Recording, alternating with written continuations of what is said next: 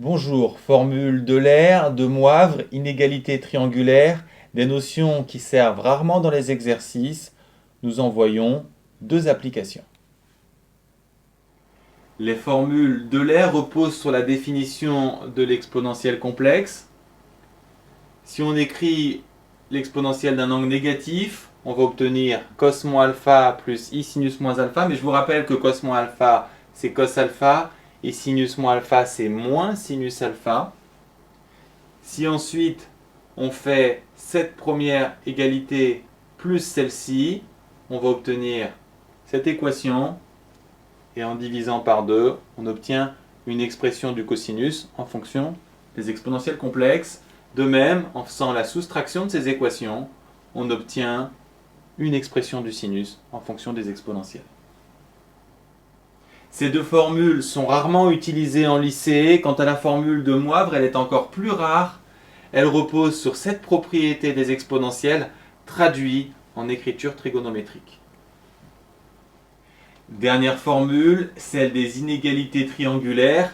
Elle traduit une évidence graphique. Si on trace z et z', puis z plus z', il est clair en observant ce triangle que cette distance, c'est-à-dire le module de z plus z', est plus petite que la somme de ces deux distances, qui sont module de z et module de z'. Dans cette question, vous devez démontrer que cette expression en exponentielle complexe est égale à cette seconde expression où il y a un exponentiel complexe et un cosinus. Et la seule formule de cours qui relie l'exponentiel complexe uniquement à un cosinus, c'est cette formule d'Euler. Et c'est la clé de l'exercice, puisqu'ensuite, si vous remplacez le cosinus par son expression, il ne vous reste plus qu'à simplifier ici. Les exponentielles vont donner exponentielle 2i alpha. Les deux vont se simplifier. Ici, EI alpha fois E moins I alpha, ça fera EI0. Et EI0 valant 1, on obtient l'expression cherchée. Il existait une deuxième solution qui consistait à transformer l'exponentielle complexe en son écriture trigo, cos alpha plus I sinus alpha. Il fallait appliquer cette même idée à E2I alpha, puis appliquer plusieurs formules trigo. Ça aurait été carrément acrobatique. Finalement, quand appliquer la formule d'Euler, quand vous avez un exponentiel complexe et un cosinus, ou un exponentiel complexe et un sinus.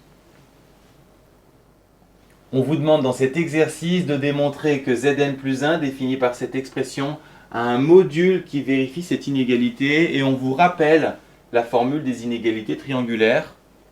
Ici, il ne faut pas y aller à la hache, au contraire, il faut travailler étape par étape et justifier chacune d'entre elles.